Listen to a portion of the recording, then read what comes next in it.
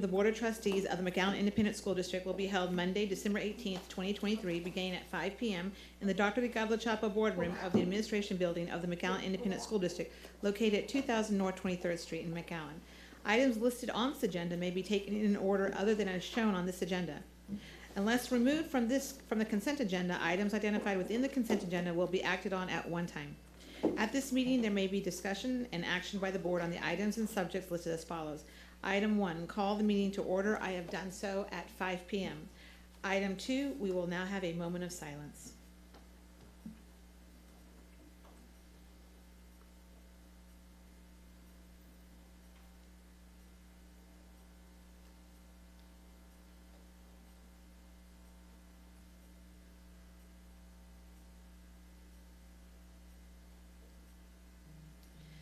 Item 3, we will now have the Pledge of Allegiance.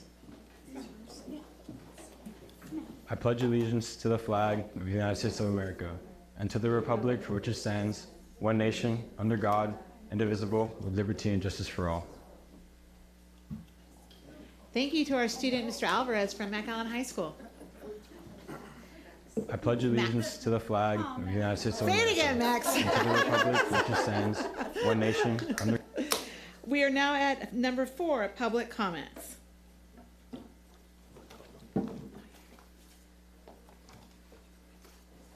The school board encourages public comments at all board meetings. According to Board Policy BED Local, board meetings and public participation and related district administrative procedures and practices.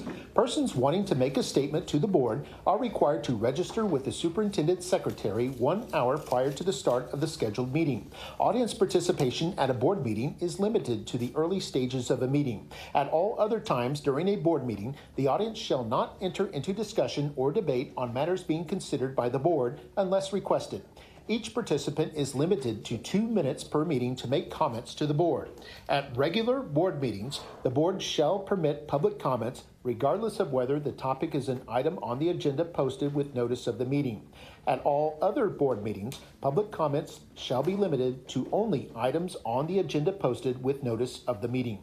The board shall not deliberate or decide regarding any subject that is not included on the agenda posted with notice of the meeting. If an issue mentioned is on tonight's agenda, the board will defer discussion of the issue until the appropriate time during the meeting. Should the speaker drift from the stated subject or becomes disruptive or abusive, he or she shall be given 1 warning. If a second warning is required, then the speaker may forfeit the remaining time allotment. The board shall not tolerate disruption of the meeting by members of the audience.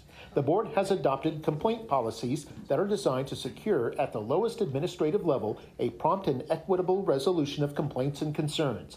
Please refer to the following policies. Student and/or parent complaints should refer to policy FNG. Employees refer to policy DGBA, and citizens can refer to policy GF. Copies of district policies are available on the McAllen ISD website at mcallenisd.org. Reuniones de la Junta Directiva, participación pública. En las reuniones ordinarias de la Junta permitirá comentarios públicos independientemente de si el tema es un tema de la agenda publicada con el aviso de la reunión. En todas las demás reuniones de la Junta, los comentarios públicos se limitarán a los puntos de la agenda publicados con el aviso de la reunión.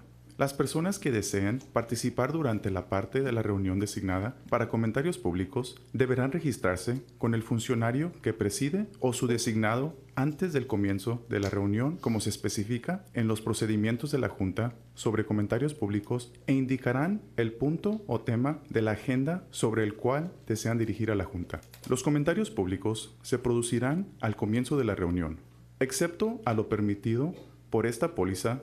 Los procedimientos de la Junta sobre comentarios públicos. Los comentarios de un individuo a la Junta no excederán los 2 minutos por reunión. Cuando sea necesario para una gestión eficaz de la reunión o para dar cavidad a un gran número de personas que deseen dirigirse a la Junta, el funcionario que preside puede hacer ajustes a los procedimientos de comentarios públicos, incluido ajustar cuando se producirán los comentarios públicos durante la reunión, reordenar los puntos de la agenda, diferir los comentarios públicos sobre temas que no están en la agenda, continuar los temas de la agenda para una reunión posterior, brindar mayores oportunidades para comentarios comentarios públicos o establecer un límite de tiempo general para comentarios públicos y ajustar el tiempo asignado a cada orador. Sin embargo, a ninguna persona se le dará menos de 1 minuto para hacer comentarios. Se puede proporcionar información fáctica y específica o una descripción de la póliza existente en respuesta a consultas, pero la Junta no deliberará ni decidirá sobre ningún tema que no esté incluido en la agenda publicado con aviso de la reunión. El funcionario que preside o su designado determinará si una persona que se dirija a la Junta ha intentado resolver un asunto administrativamente a través de los canales de resolución establecidos por la póliza. En caso contrario, se remitirá al individuo a la póliza correspondiente para buscar resolución. Quejas de los empleados, DGBA. Quejas de estudiantes o padres, FNG. Quejas públicas, GF. La Junta no tolerará la interrupción de la reunión por parte de miembros de la audiencia. Si después de al menos una advertencia, funcionario que preside, cualquier individuo que continúe perturbando la reunión con sus palabras o acciones, el funcionario que preside puede solicitar asistencia de los funcionarios encargados de hacer cumplir la ley para sacar a la persona de la reunión. Okay, before I call up our speaker tonight, I just wanted to let everybody know that Trustee Saldivar is with us. He is via technology. And Trustee Rivera is out ill, and Trustee Regalado should be stepping in at any moment. So we will begin with our first and only speaker, Sierra Davis. Hi, Ms. Davis. The clock will start, and you'll know when to start and when to finish, or when you start, it'll start. I will not interrupt you. It'll stop you at the end in 2 minutes.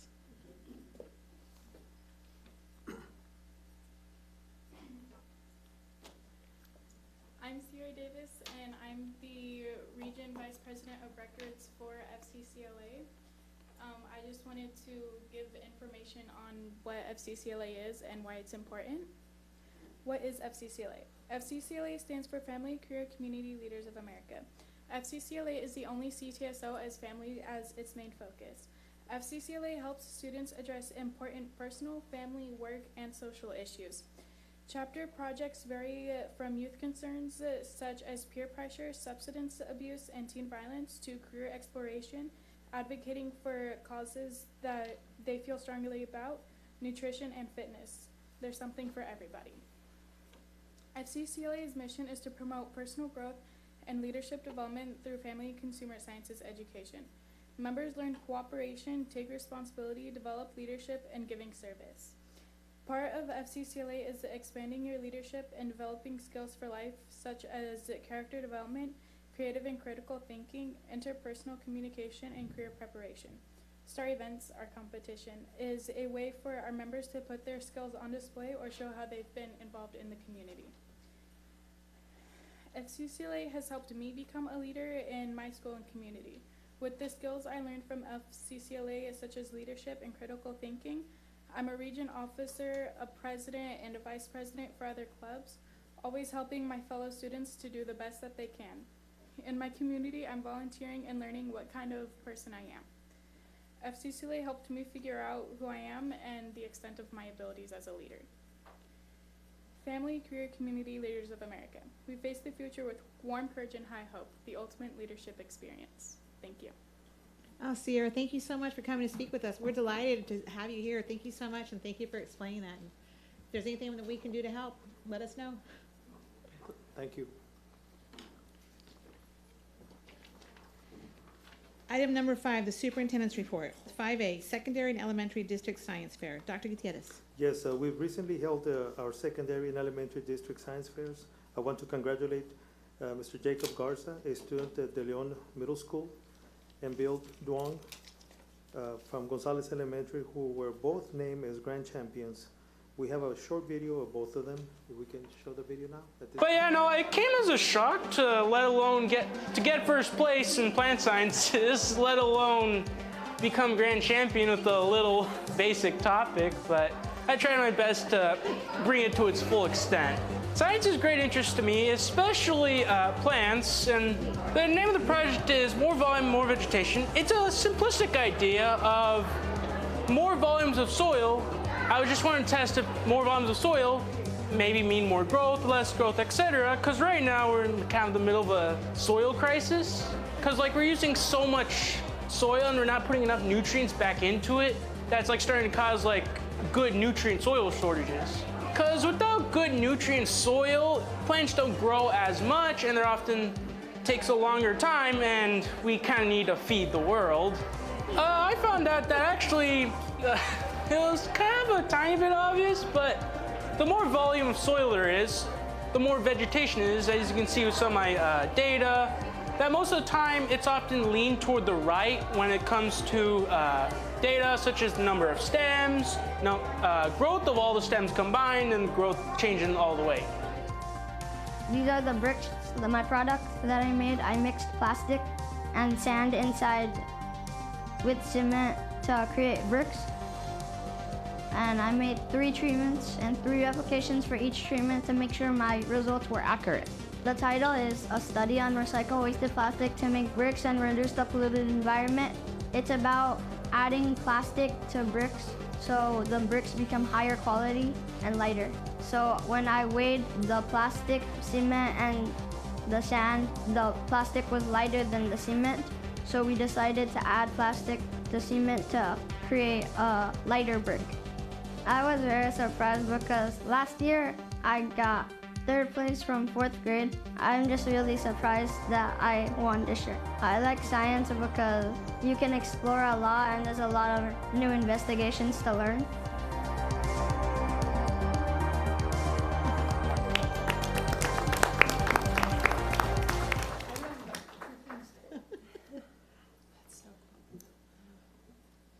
Oh, I'm sorry. I was amazed in awe. That's fantastic. Item 5B, the superintendent's meet and greet. Dr. Gutierrez. Yes, next we have a video from the meet and greet event that was held in my honor at Tipton Zavala Elementary recently. This was the neighborhood where I grew up, and this event was open to the public, and we also have a video of that. This is a very nice, warm welcome by everyone, by the entire McAllen ISD family, the community. I just feel back at home, and I'm so glad to be here at Tipton Zavala, where I grew up. I just want to thank everyone, the entire McAllen ISD staff, the school board, for believing in me and for giving me the opportunity to show the support to our community, and that we are here to work together for all our McAllen ISD students. We're super excited though to be here tonight. He grew up and went to Tipton Zavala, so it's really wonderful to be able to have his opening to the school district here as home base. So. Seeds are planted, and sometimes they take a while. Sometimes you never see the results, but here we're able to see Dr. Gutierrez, who came back to where he started. He was an immigrant before, he was at the school. So I'm very proud he learned something, and I learned a lot from my time at Tipton and Zavala.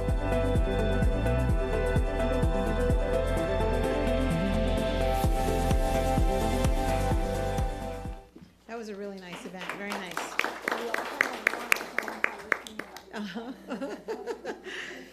Item number 6, recognitions, there are none. Item 7, proclamations, there are none. Item 8, donations, there are none. Item 9, consent agenda items, there is 9A through 9H. Would somebody like to make a motion? Madam President, I move to approve the consent agenda items. Second. It's been moved by trustee Peña, second by trustee De La Garza. All in favor? Aye. All opposed? Motion passes 5-0. 5. Yes. Yeah, he 4-1. Good job, 5-0. Sam. There's a little delay on it. It's got a slight delay. It's got a delay. It's 5-0. It's got a slight delay. Item 10, instruction, human resources, district operations, business operations, and board of trustee items. 10A, instruction items. 10A1, recognition of Texas Association of Bilingual Education, public recognition of McAllen Independent School District's dual language program. Dr. Gutierrez. Yes, the Texas Association for Bilingual Education recognizes the exemplary performance of McAllen ISD schools that were visited during the 51st annual conference of the Texas Association for Bilingual Education, better known as TABE.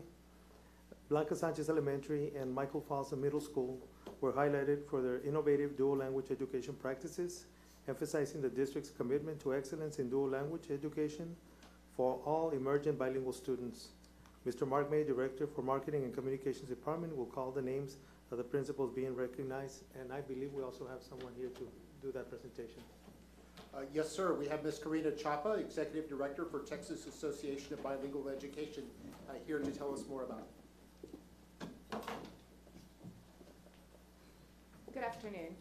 I stand before you today as the Executive Director of TABE, and it is my great honor to address you in recognition of the outstanding dual language achievements of 2 campuses within your district.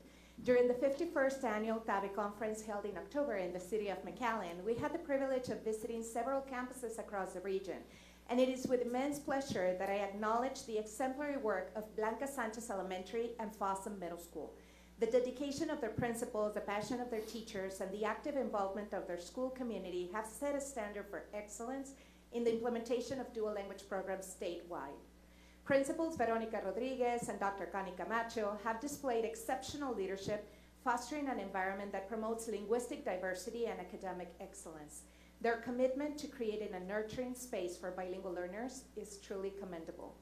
I must also commend the hard work and dedication of the teachers at these campuses. Their tireless efforts in implementing a rigorous dual language curriculum have not gone unnoticed. The impact they have on the lives of bilingual learners is immeasurable, and their dedication to fostering a love for learning is truly inspiring.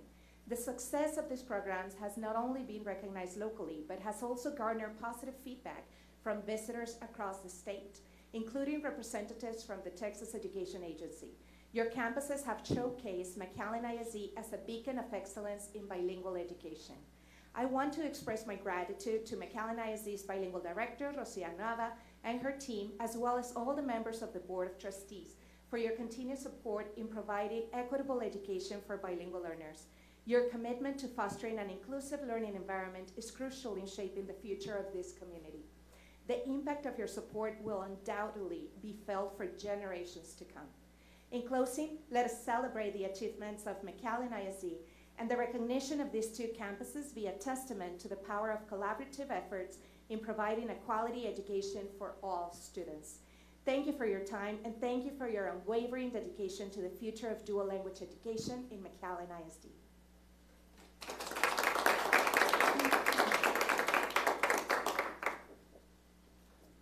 Now joining us for the photograph, Veronica Rodriguez, principal at Blanca Sanchez Elementary. Dr. Connie Camacho, principal at Fossum Middle School. Rocio Nava, Director for Bilingual, ESL, and Foreign Languages. Diana Rodriguez, Bilingual, ESL, Foreign Languages Department Coach. Oralia Sosa, Bilingual, ESL, Foreign Languages Coach. And Gabriela Pastor, Bilingual, ESL, and Foreign Languages Coach. Step up to the second step, and then you can have them on.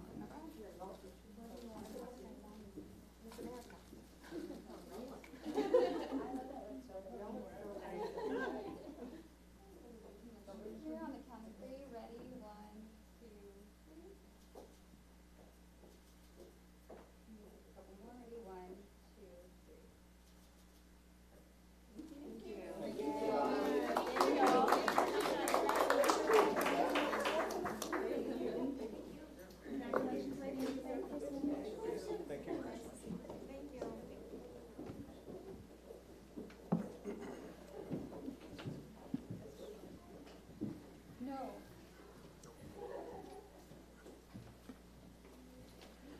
We are now at item 10A2, discussion and possible action on the application of the optional flexible school day program.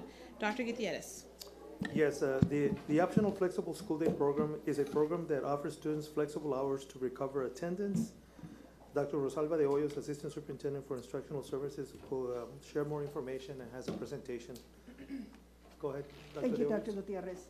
So the optional flexible school day program is a program that McAllen ISD may offer to provide attendance recovery for students who have dropped out of school or are at risk of dropping out as a result of attendance requirements under the Texas Education Code subsection 25.092, and will be denied credit for 1 or more classes in which the student is enrolled.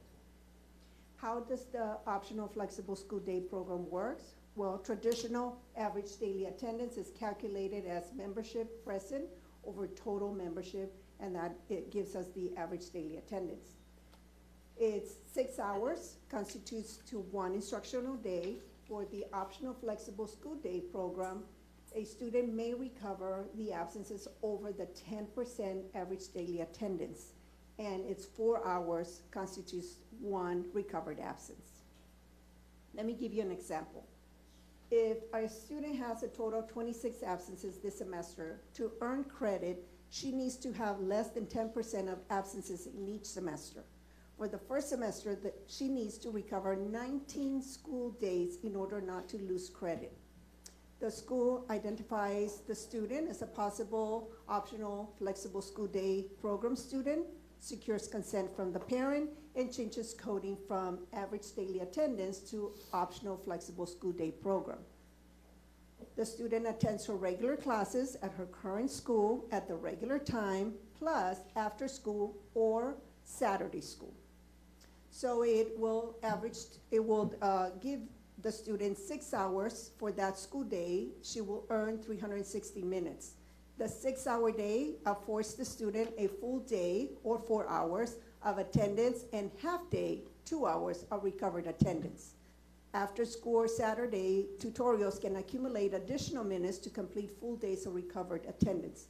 So in closing, 6 hours of a regular school day plus 2 hours after school under the optional flexible school day program will allow the student to get regular attendance and 1 day of recovered attendance. So it will be 4 hours and 4 hours under this program.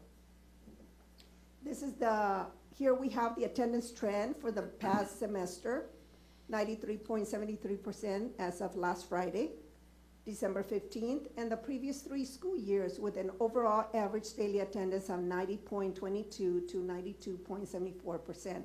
With the optional flexible school day program, we will be able to recover additional attendance percentages, resulting on increased funding for the district. Based on 2022-2023 school year attendance, we had 2,414 students that had occurred between 19 to 33 absences during the school year, a total of 58,123 school days that were missed, approximately $2 million in lost revenue. Out of the 58,123 days, 14,671 days were recoverable through the optional flexible school day program, totaling $519,353 in attendance allotment that McAllen ISD did not receive. This is the timeline. Tonight we're asking for the approval of this application. If approved today, we will apply tomorrow with the Texas Education Agency, and while waiting for the approval of the application, students will be identified, the staff will be trained on how to obtain consent from parents and track students' time.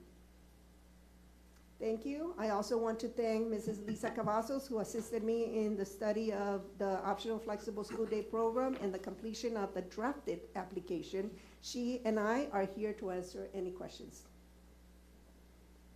I've got a question, Yes. Madam President.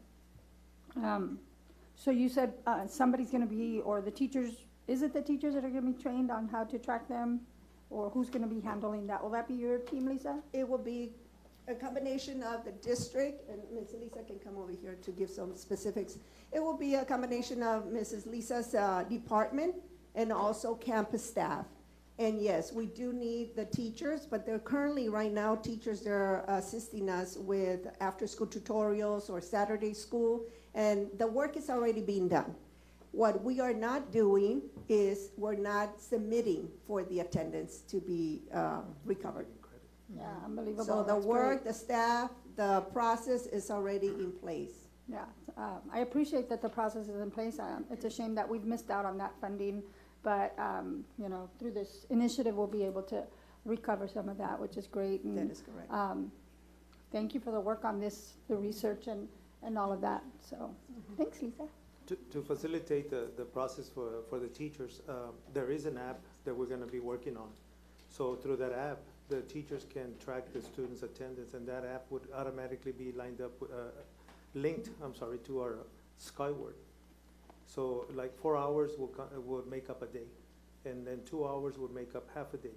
So in other districts, through an app, they track the students, and it automatically goes into our database system, where the students will be able to recover those excessive absences. So it's a win-win. I mean, the kids make up the time. They're not going to fail the courses because now they will be in compliance with the attendance law. And then at the same time, we improve on our ADA for additional funding that we're losing, and yet we're doing this work. We're just not giving ourselves credit for it. And this should increase our scores too, right? I mean, if they're coming back and they're recovering credits and they're able to maybe graduate, if maybe there was 1 or 2 that we were gonna lose. Exactly. So. I mean, even though we have a really good graduation rate, like I said before, we're doing the work already. We're just not submitting for the attendance recovery. Love it. Thank you. Madam President, so do they have a certified teacher who's with them after school? Okay. It will be the teachers from the campus, and this is it's not mandatory for all teachers to stay, but we do have teachers that stay after school or come on Saturday, and it will be those teachers that will be instructing the students. Okay. And then I'm just curious, so is it like modules that the students complete, or is it an actual curriculum that they go through? It can be a combination of both. Okay. I have 2. I know Dr. De Rose, you and I talked last week, but maybe you could also explain how this differs from the options high school. And then one thing I just thought of right now, is there a cost to the district for requesting these?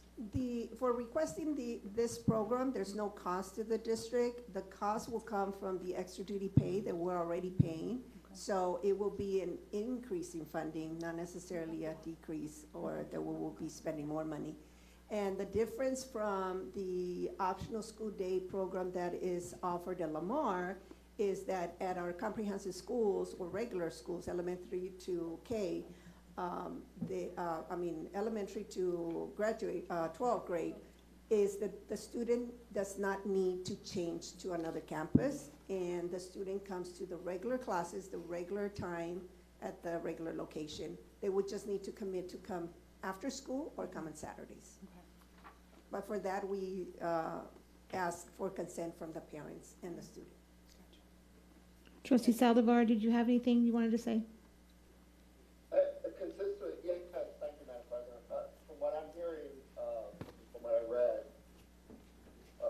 we have consistently been doing the body of work. We mean the student and the teacher and the administrators on the various campuses. And we clearly are doing well with the recovery because our graduation rate is less, our dropout rate is less than 1%, and our graduation rate is also less than, I think it's 0.7%. And I think this last year, we only had 1 student that did not graduate on time out of all the students that were able to graduate with their class last year, in fact, the last 3 years. So really, increasingly, the district has been doing all the body of work to get these students to success, and it's obviously had a positive impact on our scores as well.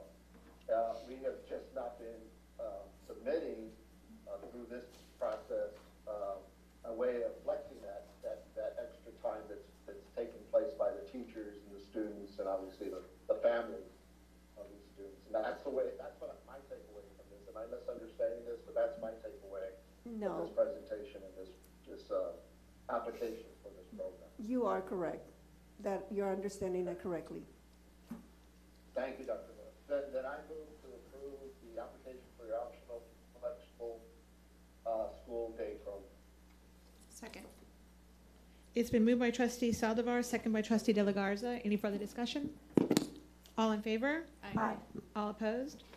Motion passes 6-0. There's a delay, Sam, so we hear you like after. 10B, Human Resources. Yeah, that's why I try to read my 10B1, discussion of revisions to board policy BE local board meetings, first reading. Dr. Gutierrez. Yes, at the November 13th, 2023 board meeting, board members recommended 2 changes to policy BE local. Mr. Todd Miller, Assistant Superintendent for Human Resources, will share more information on this item. Go ahead, Mr. Miller. Thank you, sir. Board Vice President Trustee Sam Saldivar Jr. proposed changing the deadline for submitting items for inclusion on the agenda from the 4th calendar day before regular meetings to the 9th calendar day before regular meetings. You'll see on the policy provided by TASB, the current proposed change, the deadline for submitting items for inclusion on the agenda is the 9th calendar day before regular meetings and the 3rd calendar day before special meetings. In reviewing this proposed change, the administration would like to make a minor revision, and I highlighted in yellow here. The deadline for submitting items for inclusion on the agenda is the 9th calendar day, inserting the cutoff date for agenda postings for regular meetings and the 3rd calendar day before special meetings. For example, cutoff to post for today's 12/18/23 meeting was 5 p.m. last Friday, the 15th. If we take the 15th and we go back 9 days, that would be December 7th. The agenda item would need to be submitted by December 7th to make the December 18th board meeting agenda. If we don't do this, it'll end up, it was a Saturday, the 16th, I think it was. So that's why we're recommending this cosmetic or this minor revision. And then the second item, Board Trustee Lucia Regalado proposed changing the wording from agenda items will be scheduled for deliberation at an appropriate time in the near future to agenda items will be scheduled for deliberation at the next regular scheduled board meeting. And this is for information only. Any questions? Trustee Saldivar? As we just at length, policy language that's listed in the motion and in the policy today has been in place for well over 20 years. And that's only as far back as our records show. It probably existed longer than that. TASB only came to play 75 years ago, and this district has been around since 1909. So the district has been around longer than TASB existed before. When TASB began to provide policy form for the district, I don't know, and I've gone to length to research that, but we do know that we've had this policy at McAllen ISD before this matter was brought to our attention. I see no reason to change it other than what the board had motioned, and more importantly, what the board has had in play for more than a generation. And it was very clear to the board, to all of us, even when it was 4 days, we knew what that meant. And we also knew before that it was 4 days, we knew what it meant for 9 days.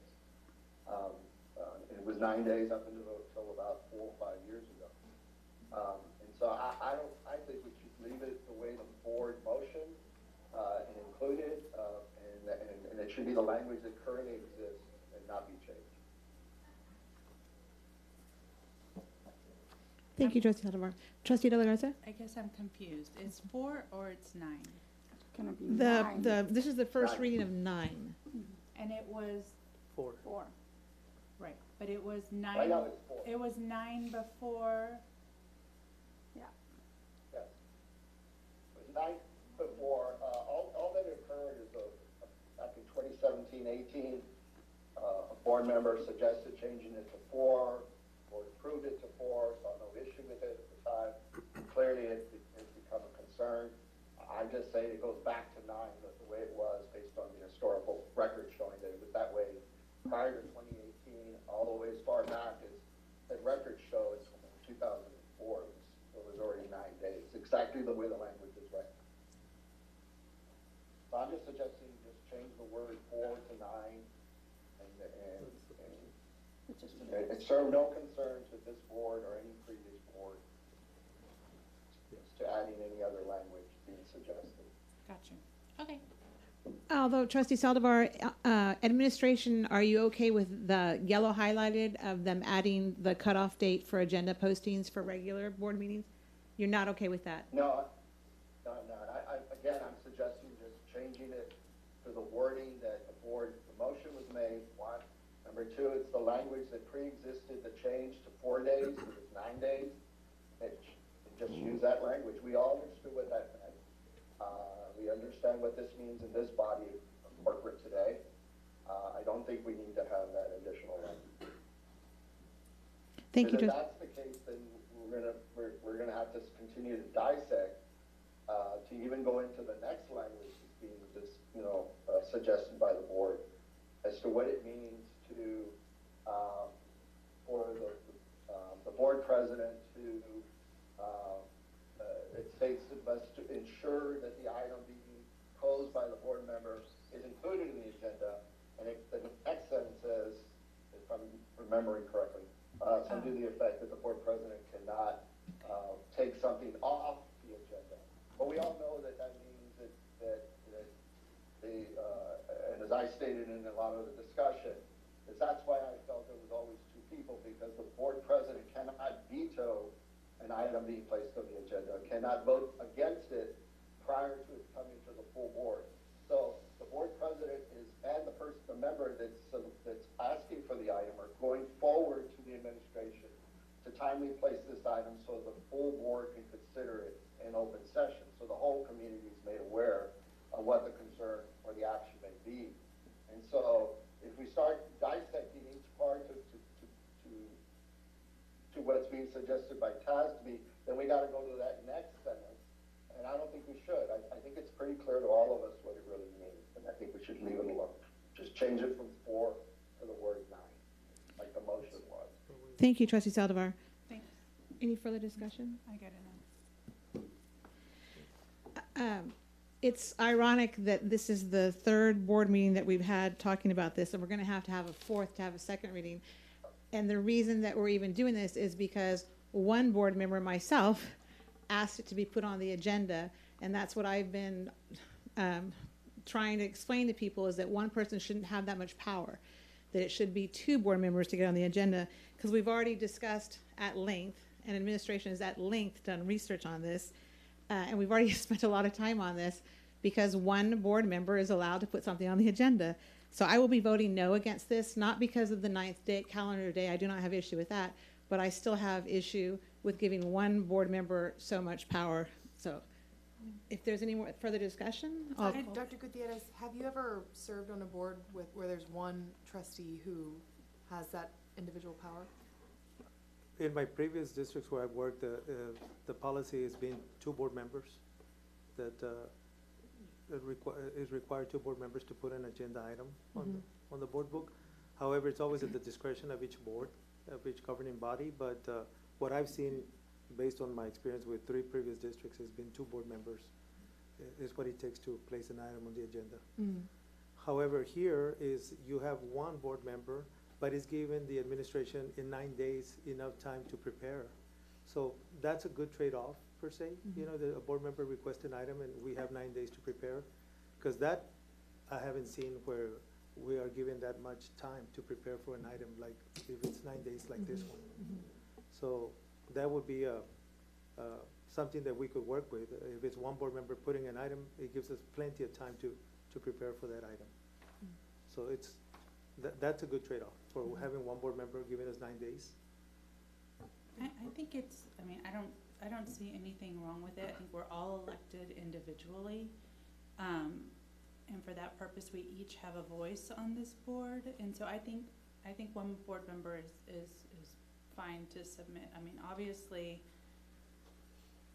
this board works very well together, and we're very blessed and very lucky for that, I guess, cohesiveness that we have. But I have seen prior boards where it may be 1 person in the minority, and they do want to bring it out to the public's attention, and discussion may be possible. So I don't have an issue with the one board member or this 9-day. I think it does give us a lot more time for research, like you said, and continued exposure if it's an important issue. So a legal question, Mr. Ball. Since this would be the second reading of the 9th, this is the second reading of the 9th calendar day, this is the first reading of, okay, then there is no motion then this evening then. Okay. Yes, for information only, ma'am. Okay, okay. Thank you. Okay. But Madam President, and this is where I struggle with this, because I really don't appreciate being put in this situation, we being the board, because we made very specific motions. So if we go back to just the 9th, now we're going to have a first reading without the change being proposed tonight by the administration. No, Trustee Saldivar,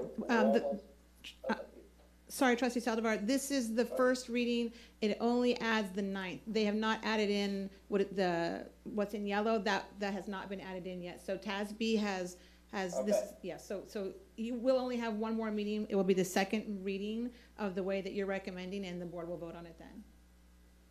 All right. Do we need No. I believe he was gonna say, do we need a motion? Thank you. I'm sorry, I misunderstood, making another change for a first reading of the first change. And I'd rather just say the way the board originally had brought this to this attention, this be the first reading and we go on to the second reading. Correct. That's correct. Correct. Okay, thank you. If there's no further did you have discussion, Mr. Ron? Okay, well now, 10B2, discussion of revision to board policy DEC. This is the first reading. Dr. Gutierrez. Yes, due to the recent Texas legislative actions, McAllen Independent School Districts needs to update board policy DEC local to ensure compliance with House Bill 471 and House Bill 1486. Mr. Miller? Thank you, sir. So House Bill 1486 requires full-time telecommunicators or dispatchers be provided mental health leave just like peace officers. So the TASB is recommending, and they recommend change to district peace officer or a full-time district telecommunicator as defined by law who has experienced a traumatic event, and the scope of employment shall be granted a maximum of 5 days of mental health leave per traumatic event. The superintendent shall develop regulations regarding mental health leave that address the following circumstances or reasons under which it used to say a police officer, they're changing it to read an eligible employee may use mental health leave. The next House Bill 471 requires a district to provide paid leave to police officers who experience an illness or injury related to their line of duty. They're adding this paragraph under line of duty, illness or injury, leave of absence, following a leave of absence with full pay. Right, following a leave of absence with full pay as required by the law, the police officer may use accumulated leave in accordance with administrative guidelines. The district shall not extend the leave of absence for a police officer's line of duty, illness or injury, and this is the first reading for update to DEC. Thank you. Thank you, Mr. Miller. Okay, there's I see no discussion, so we'll go on to the next item, 10C, district operations. 10C1, discussion and possible action to grant permission to the city of McAllen. 10B3. 10B3. What did I do? The last one. This. My apologies. 10B3, discussion and possible action on agreement number 2024-267 staffing review with the Texas Association of School Boards. Dr. Gutierrez? Yes, the Texas Association of School Boards, or TASB, will conduct a review of the district staffing practices by campus and department to identify options for cost reduction, improving instructional effectiveness, or implementing strategic practices. Mr. Miller? Yes, thank you, sir. So this staffing study will help the administration right-size the district to district-wide staffing level. I'm sorry. The agreement, I want to note the agreement that's in your package notes March 24th for a targeted delivery date with the draft report and starting March 24th and the delivery report May of 24. So you're like, well, that's a long ways out. They've already started, been working with TASB, given the list of all the principals' names and all the other key employees and a complete list of employees. Karen Dooley, who you met recently over there at the Mac High Gymnasium, is already sending out surveys and things like that, scheduling meetings with the principals, for example. And she anticipates being able to provide McAllen ISD a draft report as early as February or spring break at the latest. And the last study was done February 2021, ironically, by Karen Dooley also.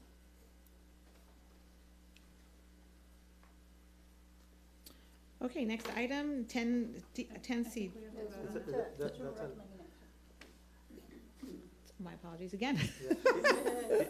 Even though we're starting the process because they need information from us, we wanted to bring it to the board so that just to open it up to the community and to the staff that we are doing the study to review staffing patterns by campus and departments, just to see if we are right size with the number of staff that we have, and if we're not, then we're gonna review those where we may be overstaffed or we may be understaffed, and then we'll adjust in our staffing where we need to adjust moving forward. So, but the way we're gonna do this is for TASB to have this study done, because they're gonna compare McAllen ISD, the size of our district, with similar districts our size in enrollment, and then compare departments and campuses, and then from there we're gonna be able to get an overview of where we are with our staff overall in our district. It is important to know this because 75% of our budget is in salaries. And so we want to right-size the district with the right number of people at the campuses as well as at the departments. Madam President, I move to approve agreement number 2024-267 so that the Texas Association of School Boards can conduct a review of the district staffing practices by campus and department to identify options for cost reduction, improving instructional effectiveness, or implementing strategic practices. Second. It's been moved by trustee Regalado and second by trustee De La Garza. All in favor? Aye.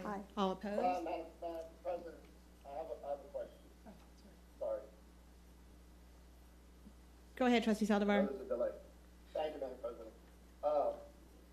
Dr. Gutierrez, I'm in favor of this, obviously, and it looks like we already had a vote, so we're almost there, but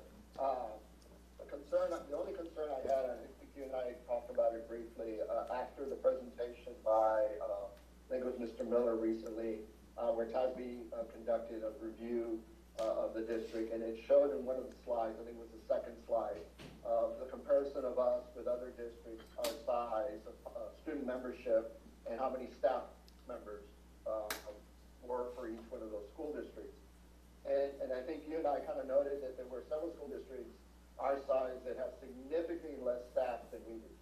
But within that, I made the observation, and I think you did the same, and correct me if I'm wrong, that 3 of the districts that were about the similar size of staff, that had similar size membership, if not less so, were border districts along the Rio Grande Valley with Mexico, bordering with Mexico, which McAllen ISD is one. And so my concern was, in our looking at our staff, that we recognize and separate out those programs and services that can be identified that we have, like the dual language, bilingual education, special education, which makes up 15% of ours, and I saw other districts had far less special education membership, et cetera, et cetera. So that's the only concern I have is that I know we're going to be comparing apples to apples or whatever the case may be, similar sized districts, but recognize that at least 2 other districts that had membership of staff similar to ours with our population, unlike the others, were not along the border. There may be a reason if TASB can help us identify what that reason may be. Yeah, absolutely.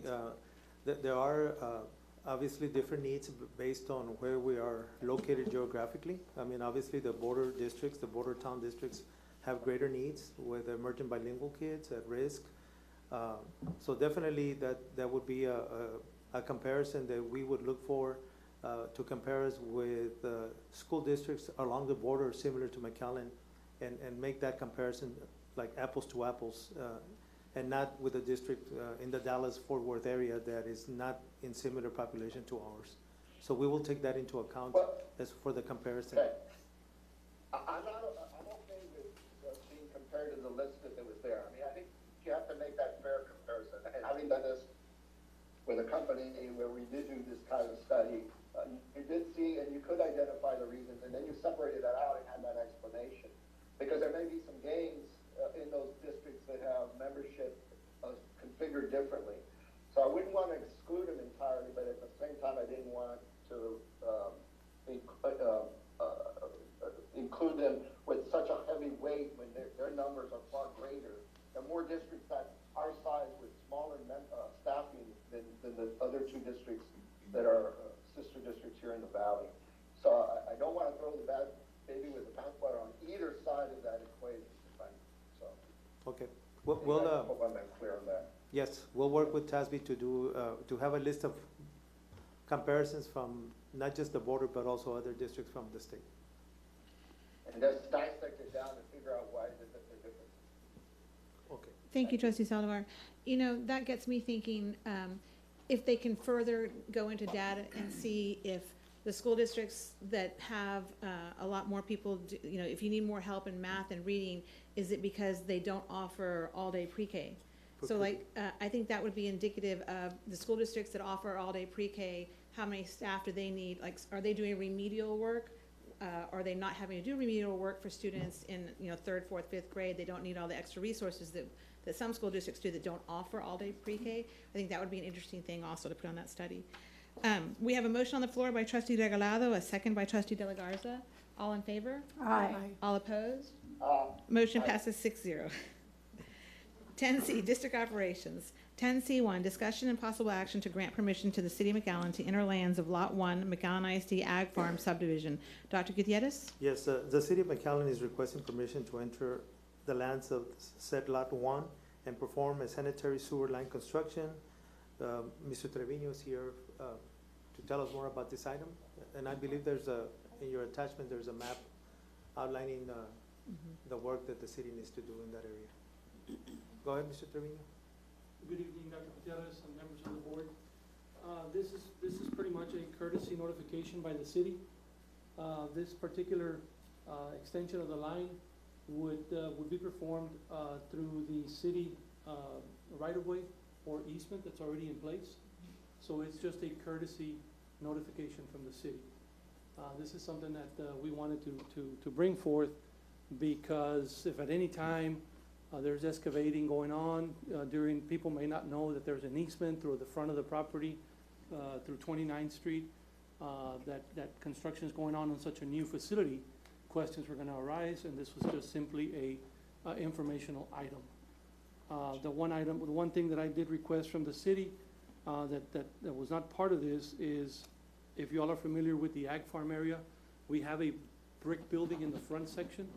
I did request a tap to be set in place for future use at no cost to the district as well.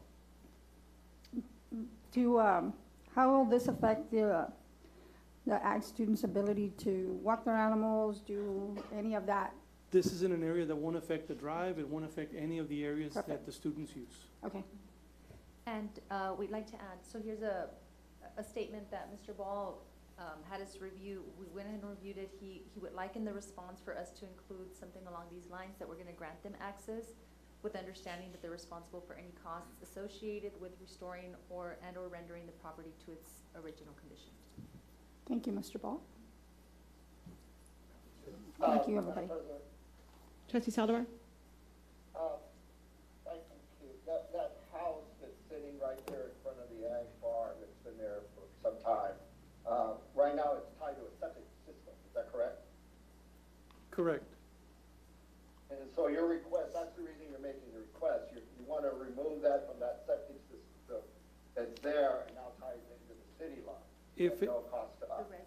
Correct. If in the future the district decides to use that building for X reasons, we'll already have the tap in place to be able to connect and perform any sanitary sewer services. All right, thank you. Just wanted to be clear as to why we're asking for the tap. Thank you. Any further discussion? This is for action this evening. Madam President, I move that we grant permission to the City of McAllen to enter lands of Lot 1, McAllen ISD Ag Farm Subdivision. Second. It's been moved by trustee Regalado, second by trustee Peña. All in favor? Aye. All opposed? Motion passes 6-0. 10D, Business Operations. 10D1, report regarding taxes collected for October 2023. Dr. Gutierrez? Yes, Ms. Iris Luna, our interim assistant superintendent for business and operations, will report on the monthly tax collected by the Hidalgo County Tax Office on behalf of McAllen ISD for October of 2023. Ms. Luna? Yes. Good evening, board members, Board of Trustees, and Dr. Gutierrez. For the month of October, the taxes we don't have a levy yet because of our VA-TRE, so you're not going to see on that first line of 2023 tax collections. We didn't have a levy amount yet as of October. Yeah. The second line of 2022 and prior years, we had a collections to date of $1.2 million, with the percent collections from 22-23 at 15.47% to 18.44% in 2023-2024. And that concludes my report. Thank you, Ms. Luna. 10D 2, report regarding the monthly financial and investment report for October 2023. Dr. Gutierrez. Yes, again, we're going to present the monthly financials for October 2023. Go ahead. Thank you, Dr. Gutierrez. For the month of October, our revenues were 70 million, with our expenses at 59 million, giving us revenues over expenses of 10,496,106.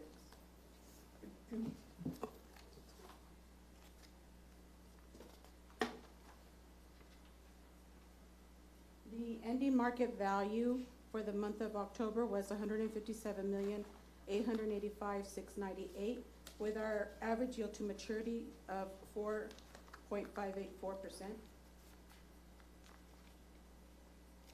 The revenues earned during October was during October was 584,436.91, with a year-to-date of $2.2 million of interest earned. And that concludes my report. Thank you, Ms. Luna. This is for information purposes only. Does anyone have any discussion?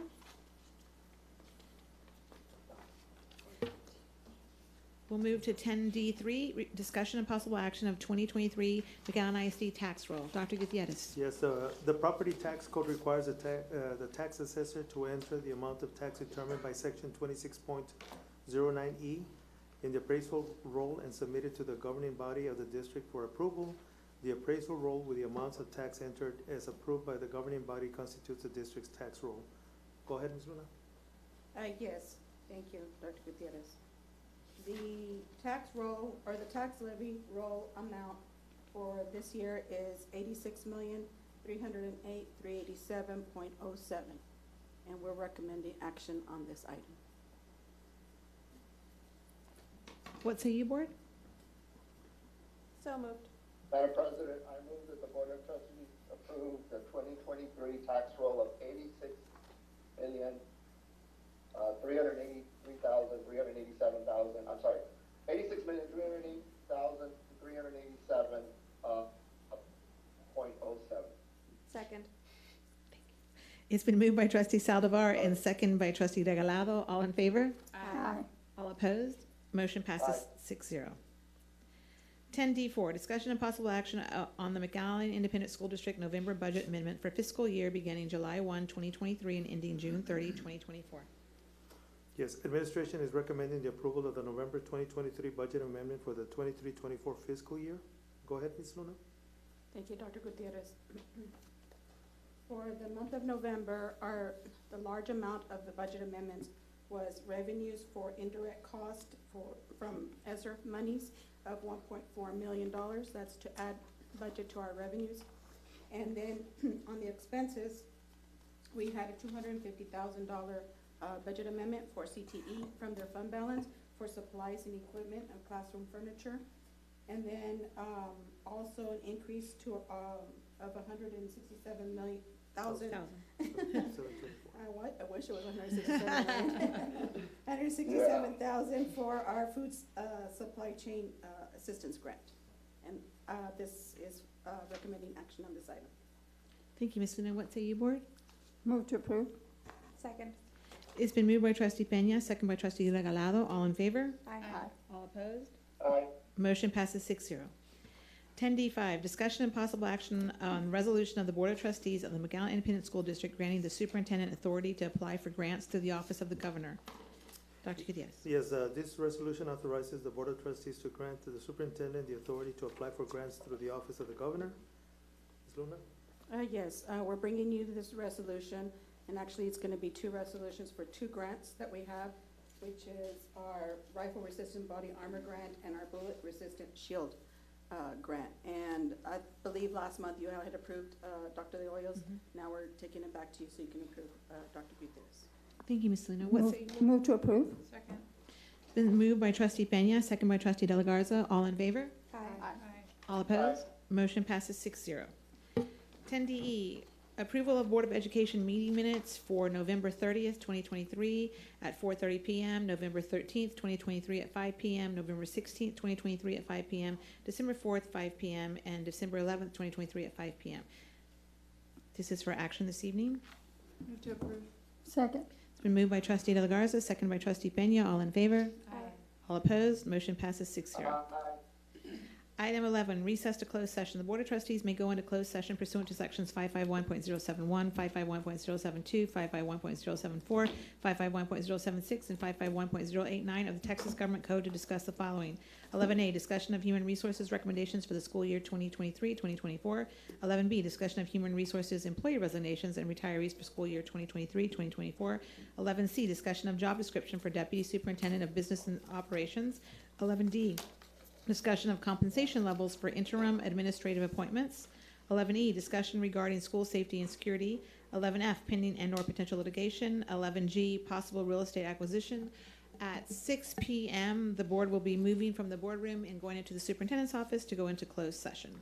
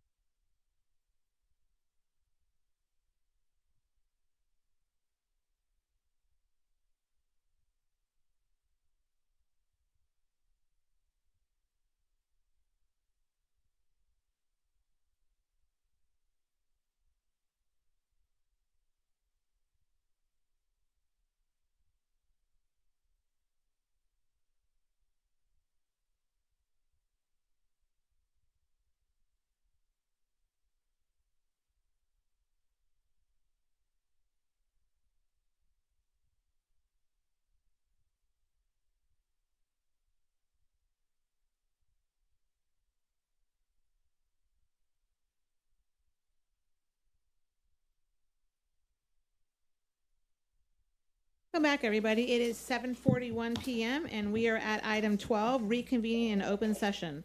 Item 13, action of items in closed session. 13A, discussion and possible action of human resources recommendations for the school year 2023-2024. Dr. Gutierrez. Yes, Human Resources is submitting a list of recommendations for the 23-24 school year under a separate cover that were discussed during closed session. Administration is recommending action on this item. So moved. Second. It's been moved by trustee De La Garza, second by trustee Pena. All in favor? Aye. All opposed? Motion passes 6-0. Item 13B, discussion of human resources, employee resignations, and retirees for school year 2023-2024. Dr. Gutierrez. Yes, Human Resources submitted a list of resignations and retirees for the 23-24 school year under a separate cover that was discussed during closed session. This item was only for information purposes.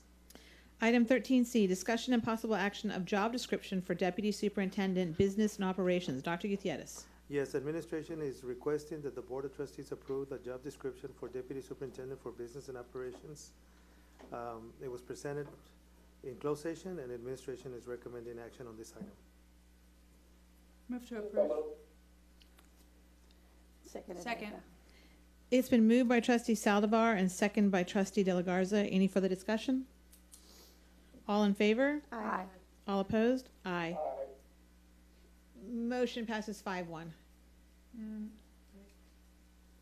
Trustee Saldivar is. Oh, thank you so much. That's what I assumed. So the motion passes 5-1. Sorry. 13D, discussion and possible action of compensation levels for interim administrative appointments. Dr. Gutierrez. Yes, the administration assigned some employees to interim positions and offered them interim stipends. The administration is recommending action on this item as discussed in closed session. Move to approve. Second. Trustee Pena or trustee De La Garza, will you please say your motion? I did it. So the motion is right here. Give me this last one. I move to approve action of compensation levels for interim administrative appointments as discussed in executive session For special duty assignments. for special duty assignments. Second. Okay, I'm sorry, I'm back on my page. So, yeah. So it has been moved by trustee Pena and second by trustee De La Garza to approve compensation levels for interim administrative appointments with special duty assignments. All in favor? Aye. All opposed? Aye. That's a thumbs up? Vote in favor. So vote and signal, Sam. That is a 6-0. Item. Yes, that's what yes, we need sign language. 13E, discussion regarding school safety and security. That was for information purposes only. 13F, pending and/or potential litigation. Mr. Ball? Thank you so much. Item 13G, possible real estate acquisition. Mr. Ball? Thank you so much. 14, schedule of future meetings. A board workshop January 15th in the Lone Star Room at 5 p.m. A regular board meeting on January 22nd at 5 p.m. here in the Dr. Ricardo Chapa boardroom. A regular board meeting February 12th at 5 p.m. here in the Dr. Ricardo Chapa boardroom. And on February 26th, we have one at 5 p.m. in the Dr. Ricardo boardroom. Item 15, adjournment. So moved. Second. It's been moved by trustee Regalado, second by trustee Kittleman. All in favor? All opposed? Motion passes 6-0. At 7:45, we are adjourned. Everybody have a happy holidays. We hope you get to enjoy this break. Thank you so much.